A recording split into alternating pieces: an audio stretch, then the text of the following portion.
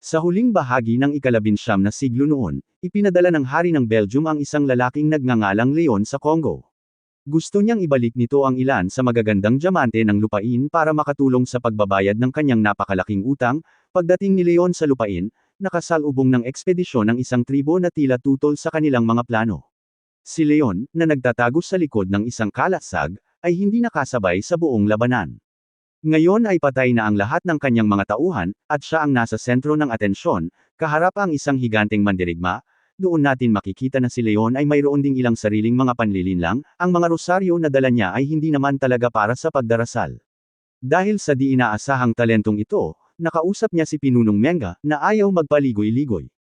Habang ipinapakita sa kanya ang ilang mga diamante, tinanong niya kung ano ang handang gawin ni Leon para makuha ang mga kayamanang ito. May partikular na intensyon si Menga, may isang lalaking gusto niyang makilala. Sinabi ni Leon na ang kailangan lang niya ay isang pangalan. Pagdating sa mga pangalan, tingnan natin ang nangyari kay Tarzan. Kilala siya ngayon bilang John Clayton III, Earl ng Greystoke, at isang miyembro ng British House of Lords.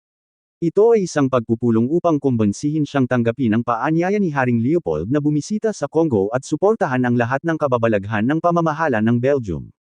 Pero ibang tao na siya ngayon. Malinaw na ayaw niyang tawaging Tarzan at sinabing masyadong mainit ang Congo. Pagkaalis niya, hinabol siya ni Dr. George para kausapin. Siya ay isang Amerikanong diplomatikong sugo na ipinadala rin upang suportahan si Haring Leopold, ngunit mayroon siyang lihim na motibo. Pinaghihinalaan si Haring Leopold ng pang-aalipon sa mga tao sa Afrika sa Congo, at nais ni George na pumunta roon upang imbestigahan ang mga paratang na ito. At kung may matuklasan siyang anumang kainahinala, isang sikat na mukha ang magiging mahusay bilang karagdagang saksi. Bumubulong na pumayag si John, at nagkasundo silang magkita mamaya. Habang pauwi, naisip ni John ang kanyang kawawang mga magulang na namatay sa malalim na gubat ilang taon na ang nakalilipas. Hindi nakaligtas ang dalawa, ngunit nang makita ng mga gorilla ang sanggol na si John, ang maliit na nilalang ay masyadong cute para saktan. Pagdating sa Greystoke Manor, nadatnan niya ang kanyang asawa kasama ang isang grupo ng mga bata. Tinuturuan sila ni Jane tungkol sa gubat, ngunit natapos ang aralin nang makita nila si Tarzan. Gusto nilang makita ang mga kamay niya at nagtanong ng lahat ng uri ng bastos na tanong. Tuwang-tuwa rin si Jane na bumalik sa Afrika pagkatapos ng 8 taon, ngunit sinabi ni John na hindi niya ito isasama. Matapos ang isang kamakailang pagkalaglag, hindi nila maiwasang mag-ingat. Hindi pa kasama rito si Menga na naroon pa rin malapit sa kanilang destinasyon at galit na galit sa kanya. Sabi niya gusto na niyang umuwi, samantalang sabi ni John ay ito ang kanilang tahanan. Kinagabihan, hinahalungkat niya ang kanyang mga gamit sa attic. Ang talaarawan ng kanyang ama ay puno ng pag-asa na may iligtas, o kahit man lang na may magliligtas sa sanggol kung hindi ito mabubuhay upang maibalik ito sa Inglaterra, na siyang kanilang tunay na tahanan. Kinaumagahan, nakaupo si Jane kung saan siya komportable. Lumapit si John para sabihing sumuko na siya. Pero pinanggakwan niya ito na laging mag-iingat. Pagkatapos noon, umalis na sila kasama si Dr. Williams. Nang simula ni John na yakapin ang mga leon, ipinaliwanag ni Jane na kilala na niya ang mga ito simula pa noong mga bulilit pa lamang sila. Hindi nabawasan ng impormasyong iyon ang takot ni Williams. Sa daungan, natuklasan ni Leon na hindi pinansin ang kanyang komite na tumatanggap sa kanila. Nauna na sa kanya ang 3 ng 3 araw, ipinaliwanag niya ang pagkaantala na ito kay G. Frome, na hindi naman niya ito lubos na nagustuhan.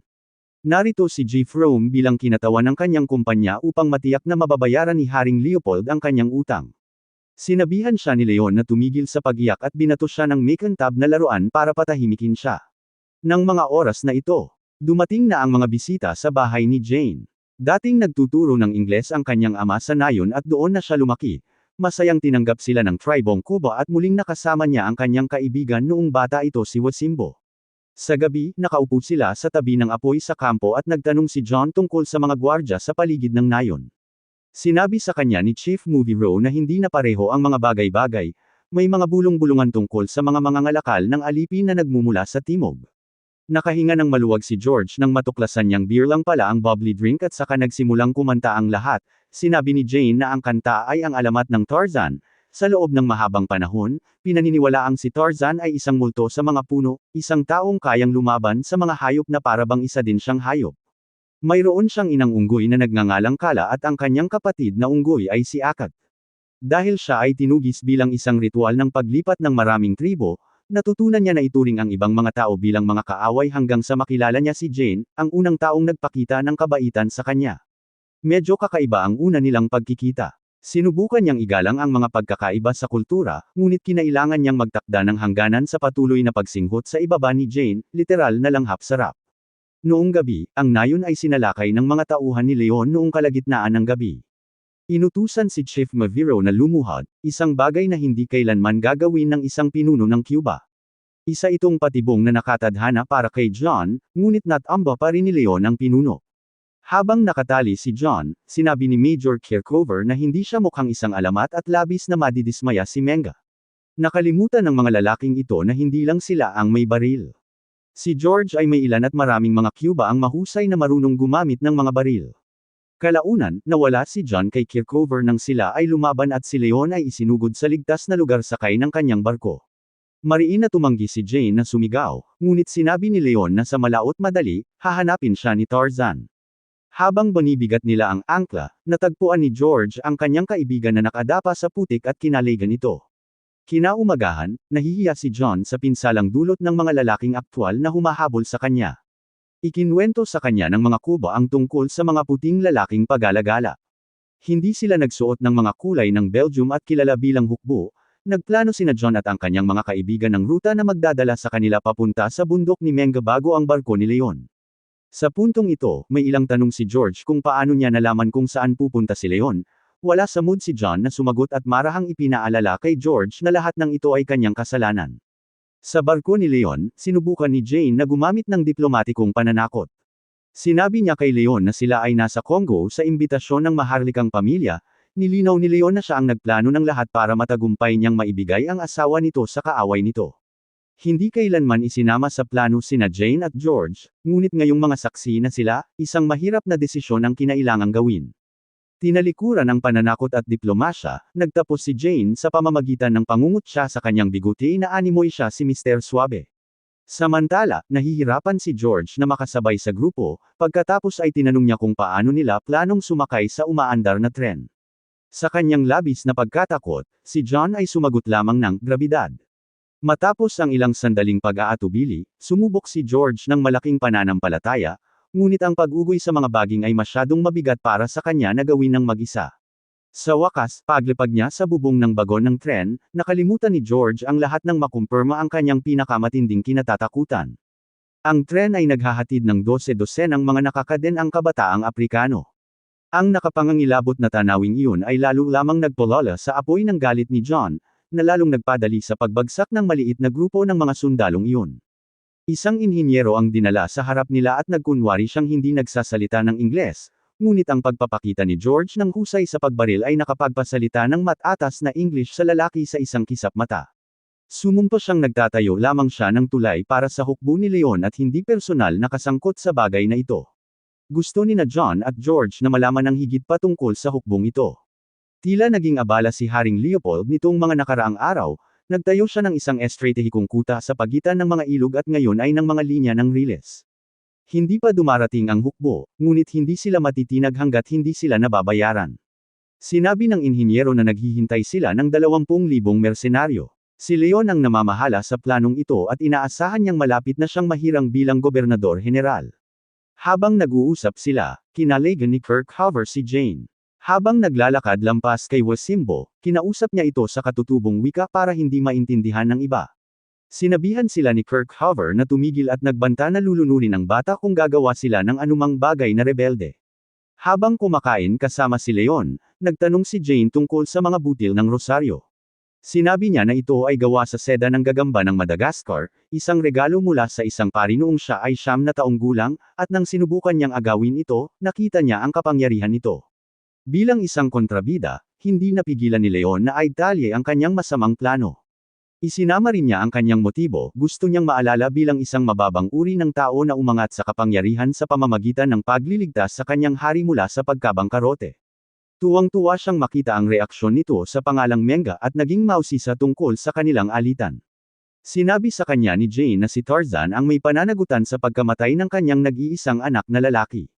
Kinabukasan, pinlano ni na John at George ang kanilang mga susunod na hakbang, nasa kay George ang lahat ng ebidensyang kailangan niya, isa sa mga dokumento ang nagpakita na ang pagbabayad sa mga katutubo para magtrabaho ay labag sa batas. Nag-alala siya kung ano ang magagawa ni Haring Leopold sa isang napakalaking hukbo, kung isa sa alang-alang na mayroon na siyang lupain na puno ng mga diamante at inalipin na niya ang mga tao. Pinag-iisipan nila ngayon kung liliko ba sila para maiwasan ang Mangani. Ipinaliwanag ng Cuba kay George na ang pagkakaiba ng mga Gorilya at ng Mangani ay mababait ang mga ito, ngunit hindi niya hahayaang umalis si John ng mag-isa, kinuha ng mga Cuba ang mga ledger para protektahan ang mga ito hanggang sa muli silang magkita sa daungan. Naglakad sina John at George, habang pinalakpakan ng kanilang mga kaibigan at lahat ng taong tinulungan nilang mapalaya. Nang tatanungin na sana ni George ang kanyang kaibigan kung totoo bang nakakausap niya ang mga hayop, nagkaroon siya ng pagkakataong masaksihan ito. Isang kawan ng mga ostrich ang dumaan sa kanila at ang isa ay tila nagsasabi kay George na umalis sa daan. Baka naman ginugulo lang siya ni John. Di nagtagal, nilapitan nila ang Mangani at ipinaliwanag ni John kung paano ang mangyayari. Bababa ang dating kapatid niya para labanan siya dahil itinuturing siyang isang taksil. Hindi dapat makialam si George sa anumang pagkakataon. Nagsimula ang laban, pinayuhan ni John si George na lumuhad ng lumapit si Akudo at himalang gumana ito. Mabuti na lang at hindi ito naging laban hanggang kamatayan at pareho silang naligtas. Pero ngayon, nagkaroon ng mabahong kagat sa likod si John, kaya kinailangan siyang tahiin ni George gamit ang mga langgam. Para mas lalong hindi maintindihan, kumain pa si John ng ilan. Ito ang nagudyok kay George na ibahagi na siya ay dating mersenaryo pagkatapos ng digmaang sibil. Marami siyang nagawang bagay na hindi niya maipagmamalaki at sa kaibuturan niya ay nangangamba siyang baka wala siyang pinagkaiba sa mga Belgian na iyon. Tumugon si John gamit ang elephant therapy at tila gumana ito. Dumating ang umaga at si Jane ay nakatali pa rin sa barko, nagalit si Kirkover nang magsalita siya ng katutubong wika at ibinaba ang hola ni Wasimbo sa tubig. Sinamantala niya ang pagkakataon para makatakas at tumalon pababa ng barko. Natarante si Kirkover nang makitang tumakbo palayo ang pain at nagsimulang sumigaw ng mga utos. Sakto lang na lumabas si Leon para makita silang naglabas ng isang bakanteng hola. Nagawa ni na Jane at Wasimbo na lumangoy papasok sa pampang sa kabila ng agresibong pagsalakay sa kanila ng mga hipopotamo. Inutusan ni Leon ang kanyang mga tauhan na tumigil sa pagpapaputok dahil hindi niya kayang ipagsapalaran na mawala ang kanyang premyo sa gubat. Humingi ng tulong si Wasimbo habang napagtanto ni Jane na nasa gitna siya ng isang pangkat ng mga Mangani. Agad niyang iniyuko ang kanyang ulo. Nang dumating ang mga sundalo, napilitan siyang tanggapin ang kanilang tulong. Inutusan ni Leon ang kanyang mga tauhan na itigil ang kanilang pagpapaputok at nangakong hindi nila sasaktan ang mga unggoy. Ngunit habang unti-unti silang umaatras, isang sundalo ang aksidenteng nagpaputok ng bala na sumire sa lahat. Narinig ni Tarzan ang sigaw ni Jane mula sa malayo at agad siyang lumingon papunta roon.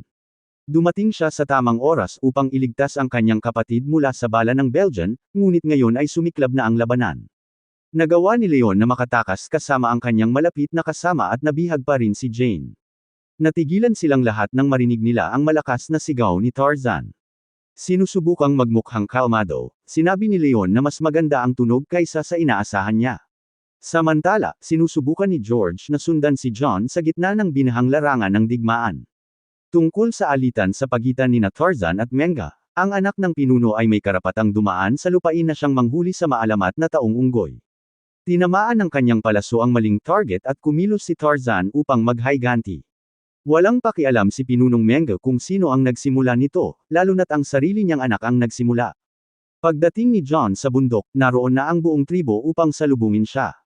Habang si Jane ay patuloy na hinihila pabalik-balik, at si George ay papalapit na rin. Sinubukan ni John na mga tuwiran kay Menga na si Leon ay nagtitipon ng isang hukbo at malapit na silang paksain lahat. Ngunit walang pinakikinggan si Menga maliban sa sarili niyang puot, naglaban ang magkaribal nang palibutan sila ng tribo ng mga sibat, ngunit ang lalamunan ni Menga ay nasa ilalim ng talim ni John, at lumabas na hindi siya nag-iisa. Pinangunahan ni Akudo ang makapangyarihang hukbo ng Mangani upang ipaglaban ang kanyang kapatid. Walang gaanong pagpipilian si Menga kundi ang sumuko, lumitaw si George at sinabing kung mayroon mang anumang bagay na makapagpapababo ng kanilang maliit na pagtatalo kung ikukumpara, ito ay isang haring Europeo na may napakalaking hukbo. Nakabalik na si Jane sa barko, at ang tanging nagbibigay sa kanya ng pag-asa ay ang mahinang sigaw ni Tarzan na umaalingaw-ngaw mula sa mga tuktok ng mga puno. Sa daungan, dumaong na ang unang libong sundalo. Habang papalapit si G. From sa daungan kasama ang susunod na grupo ng mga sundalo, sinabi ni John na oras na para tawagan ang kanyang mga kaibigan, at si George ay ngumiti ng maliwanag. Sa isang iglap, lahat ng uri ng mababangas na hayop ay dumaan sa daungan, na nagdulot ng kaguluhan na higit pa sa inaasahan ng mga ginoong ito. Nagmamadaling bumalik si Leon sa barko, sinusubukang hawakan ang treasure chest gamit ang isang kamay at si Jane naman gamit ang isa pa. Sumakay si G. From ng bangkang Desagwan papunta sa kanya para kunin ang mga diamante, ngunit kinuha ni George ang isang machine gun at ginawang salaan ang barko ni Leon, literal na niretrat. Nakarating si Tarzan doon bago pa ito lumubog at aksidenteng natisod sa ball ng kayamanan. Pinanood ni From ang paghila niya sa mahalagang ball patungo sa tubig, ngunit nakalulungkot na naroon pa rin si Leon dala ang kanyang nakamamatay na rosaryo. Sinabihan niya si G. From na pumunta at kunin ang mga diamante. Doon nagsimulang tumawag si Tarzan. Humakbang palapit si Leon at mabilis na pinagsisihan ito nang ikulong siya ng mahigpit ni Tarzan sa pagitan ng kanyang mga hita. Hinawakan niya siya roon ng may sapat na katagalan para makalangoy ang kayeg ng mga buwaya para sa hapunan, at pagkatapos ay kumawala mula sa mga butil ng rosaryo sa pamamagitan ng napakalakas na lakas. Habang nakatingin sa libu-libong mga Congolese na nagdiriwang sa tuktok ng mga burol, inutusan ni G. From ang barko na bumalik. Sa gitna ng kaguluhang iyon, nakatayo si Jane na naghihintay sa kanyang asawa. Tuwang-tuwa si George na makita silang muling nagkita, ngunit mas masaya siya. Pagkalipas ng ilang linggo, nagkaroon siya ng pagkakataong ibunyag si Haring Leopold at ipataw ang hustisya. At dito na natatapos ang ating recap. Kung gusto mo pa ng mga ganitong video, huwag mong kalimutang patunugan ang notification bell. Salamat sa panunood.